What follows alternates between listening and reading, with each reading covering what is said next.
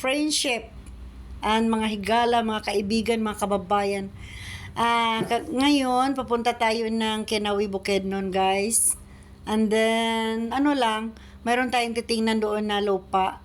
And then, at the same time, pupunta tayo doon. Didiretso na rin tayo sa sa Libona. Pero sa ngayon, nandito pa kami sa may Gango. Ito, malapit na to sa may Gango before sa Kinawi. And then mamis ako guys, tingnan mo naman yung mga dyan, no? Yung ang view. Maraming mga kahoy kasi ako nature lover talaga ako. Na-amaze ako sa mga lugar na ganito para nare-refresh yung mga natin, stress, charot. Mga stress dyan. Kaya ayun, kailangan natin na lingaw-lingaw po usahay guys, maglingaw-lingaw po no. Kaya kung masira po tagmukmuk sa itong balay, isa mura nakakabingi ang katahimikan dyan.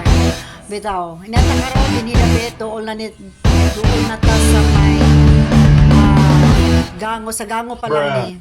Malapit na sa may Kinawi.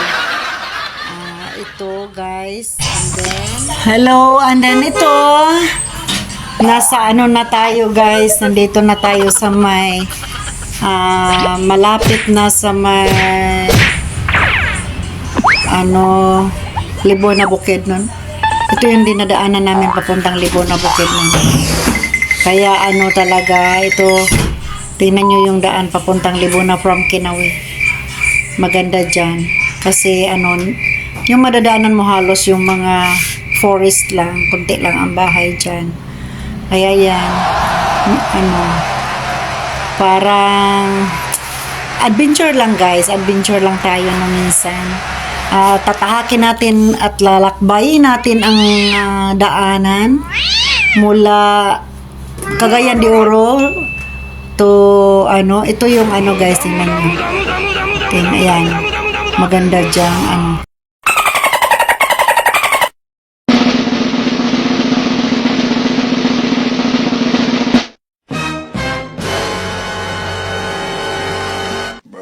Look at this dude.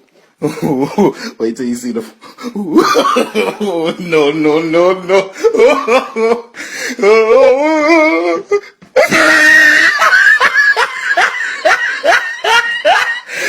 Look at the top of his head.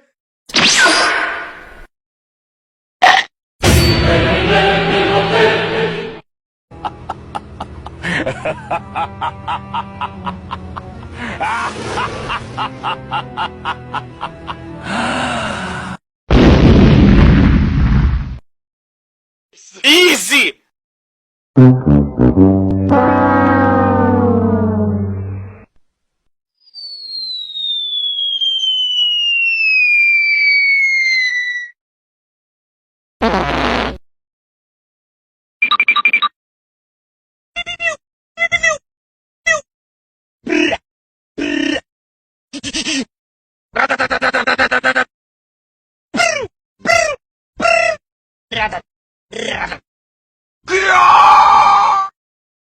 Finish him! Get over here!